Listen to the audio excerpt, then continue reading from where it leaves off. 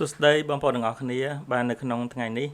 ខ្ញុំនឹងលើកយកពាក្យដែលប្រើប្រាស់ងាយច្រឡំនៅក្នុងភាសាអង់គ្លេសហៅថា common grammar mistake បាទអញ្ចឹងពាក្យជាដំបូងគឺ on Sunday បាទនៅថ្ងៃអាទិត្យអញ្ចឹងបងប្អូនកន្លែងមើលនៅឧទាហរណ៍ I will go to my hometown on Saturday ខ្ញុំនឹងទៅស្រុកកំណើតរបស់ខ្ញុំនៅថ្ងៃសៅរ៍បាទ I apostrophe double L ហ្នឹងគឺមកពីពាក្យពេញគឺ I will បាទទម្រង់អនាគតកាលបាទបន្ទាប់ពី will ទៅគឺយើងប្រើ base form បាទកិរិយាសព្ទដើម go to my hometown បាទ hometown ហ្នឹងគឺស្រុកកំណើតបាទទីក្រុងកំណើត my ជា possessive adjective គុណនាមកម្មសិទ្ធិរបស់ខ្ញុំ on Saturday បាទនៅថ្ងៃសៅរ៍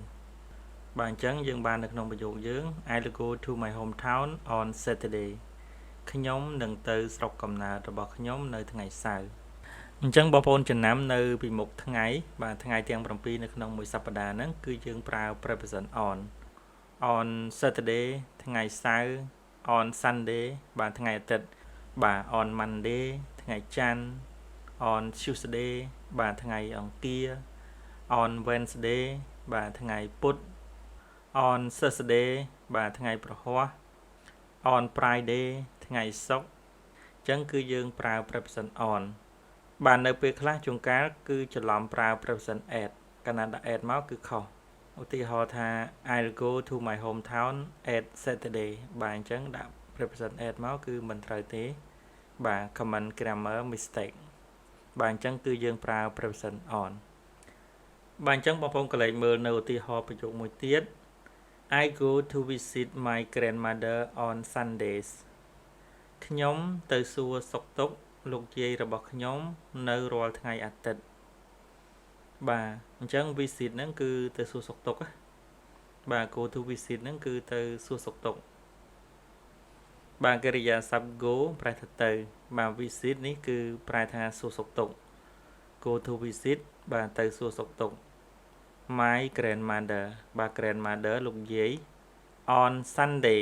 នៅរាល់ថ្ងៃអាទិត្យបាទអញ្ចឹង Sunday ហ្នឹងធម្មតាថ្ងៃអាទិត្យគឺអត់មាន S ទេប៉ុន្តែដាក់ S មកមានន័យថារៀងរាល់ថ្ងៃអាទិត្យតែម្ដងបាទយើងប្រើនៅក្នុង simple present tense បច្ចុប្បន្នកាលធម្មតាបាទឲ្យតែថ្ងៃអាទិត្យគឺគាត់ទៅសួរសុខទុក្ខហើយអញ្ចឹងកន្លែងហ្នឹងគឺថែម S បាទបើសិនជាយើងច្រឡំប្រើ preposition at គឺអត់ត្រូវទេឧទាហរណ៍ដាក់ថា I go to visit my grandmother at Sundays បាទអញ្ចឹងគឺខុសដោយសារតែ preposition on នេះគឺប្រើនៅពីមុខថ្ងៃបាទយើងចូលដល់ពាក្យមួយទៀតគឺពាក្យ dream បាទ dream នេះគឺប្រែថាយល់សប្តិឬមួយក៏សុបិនបាទឧទាហរណ៍នៅក្នុងប្រយោគ Last night I dreamed about you កាលពីយប់មិញខ្ញុំយល់សប្តិឃើញអ្នកបាទ last night ហ្នឹងកាលពីយប់មិញយប់កន្លងទៅមានន័យថាយប់មិញ I dream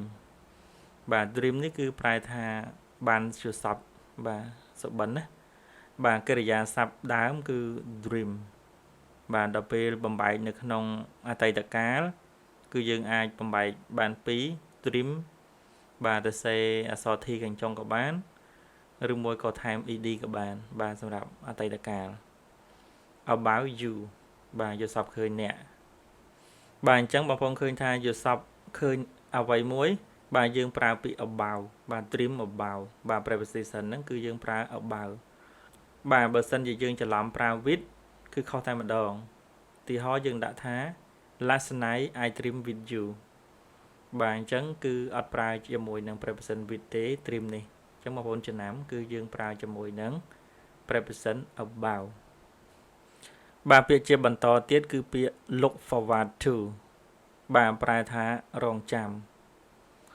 បាទឧទាហរណ៍ I look forward to meeting you ខ្ញុំរងចាំជួបអ្នកបាទអញ្ចឹង meeting ហ្នឹងគឺប្រែថាជួបបាទ you អ្នក I look forward to meeting you ខ្ញុំរងចាំជួបអ្នកបាទ look forward to ហ្នឹងគឺទម្រង់វាជាប់មកចឹងតែម្ដងណាគឺបងប្អូនត្រូវចាំរងចាំអ្វីមួយរងចាំការឆ្លើយតបណាម្នាក់គឺយើងប្រើ look forward to បាទយើងអាចដាក់ subject បាទប្រធាននៅខាងដើមមកប៉ុន្តែអ្វីដែលបងប្អូនចំណាំបន្ទាប់ពី to ទៅគឺយើងប្រើ verb time ing បាទកិរិយាសព្ទដែលប្រើនៅពីមុខហ្នឹងគឺយើងថែម verb ing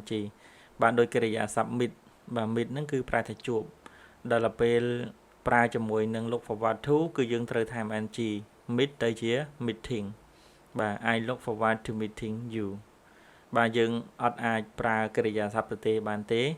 បាទបើសិនជាយើងប្រើកិរិយាសព្ទទៅទេបាទយើងអត់ថែម ing ទេគឺប្រយោគយើងខុសបើសិនជាបងប្អូនដាក់ថា I look forward to meet you បាទប្រយោគហ្នឹងគឺអត់ត្រូវទេដោយសារតែ look forward to ហ្នឹងគឺទាមទារឲ្យប្រើប្រាស់ verb time ing ឬមួយក៏យើងហៅថាជា ing verb បាទអញ្ចឹងបងប្អូនកលេចមើលឧទាហរណ៍ប្រយោគមួយទៀតតាក់ទងនឹងពាក្យ look forward to I look forward to hearing from you ខ្ញុំរងចាំឮដំណឹងពីអ្នកបាទកិរិយាសព្ទ hear ប្រែថាឮបាទដល់ពេលយើងប្រើជាមួយនឹង look forward to គឺយើងថែម ing បាទ hear ទៅជា hearing I look forward to hearing from you បាទខ្ញុំរងចាំឮដំណឹងពីអ្នកបាទនៅពេលដែលយើងឆ្លើយតប email ឬមួយក៏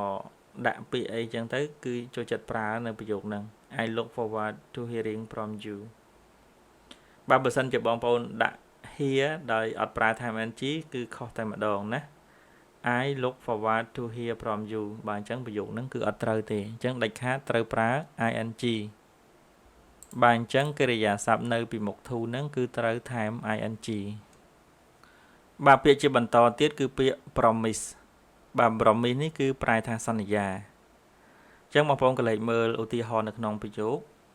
I promise I'll call you next week ខ្ញុំសន្យាថាខ្ញុំនឹង call ទៅអ្នកនៅសប្តាហ៍ក្រោយបាទ promise ហ្នឹងគឺប្រែថាសន្យា I apostrophe double L ហ្នឹងមកពីពាក្យពេញគឺ I will បាទខ្ញុំនឹង call បាទ call ទូរស័ព្ទហ្នឹង you បាទប្រែថាអ្នក next week បាទសប្តាហ៍ក្រោយអញ្ចឹង I promise I'll call you next week ខ្ញុំសន្យាថាខ្ញុំនឹង call ទៅអ្នកនៅសប្តាហ៍ក្រោយបាទអញ្ចឹងកិរិយាសព្ទ promise នេះនៅពីមុខវាគឺត្រូវប្រើទម្រង់ជាអនាគតណាបើសិនជាយើងអត់ដាក់ទម្រង់ជាអនាគតទេបាទ I will នេះទេគឺប្រយោគយើងខុសបើសិនជាយើងដាក់ថា I promise I call you next week បាទអញ្ចឹងអត់ត្រូវមានន័យថាការសន្យាមានន័យថាសន្យានៅសប្តាហ៍ក្រោយយើងអាចប្រើទម្រង់បច្ចុប្បន្នកាលធម្មតាបានទេបាទពាក្យជាបន្តទៀតគឺពាក្យ have បាទប្រែថាមានបាទជាកិរិយាសព្ទអញ្ចឹងបងប្អូនកលេចមើលឧទាហរណ៍នៅក្នុងប្រយោគ How many sisters do you have តើអ្នកមានបងប្អូនស្រីប៉ុន្មានអ្នកបាទ How many ហ្នឹងគឺប៉ុន្មាន sister គឺបងប្អូនស្រីណា Do you have តើអ្នកមានបាទអញ្ចឹងនៅក្នុងប្រយោគហ្នឹងបើសិនជាបងប្អូនអត់ដាក់កិរិយាសព្ទ do ដែលជាកិរិយាសព្ទជំនួយបង្កើតជាប្រយោគ interrogative បាទប្រយោគសំណួរទេគឺខុសបើសិនជាយើងដាក់ថា How many sister you have បាទអញ្ចឹងគឺយើងត្រូវប្រើកិរិយាសព្ទ do ជំនួយបាទពាក្យជាបន្តទៀតគឺពាក្យ depend បាទ depend នេះគឺប្រែថាពឹងផ្អែកបាទដើរតួជាកិរិយាសព្ទបាទអញ្ចឹងបងប្អូនកលេចមើលប្រយោគនៅខាងក្រោម It depends on the time វាពឹងផ្អែកលើពេលវេលា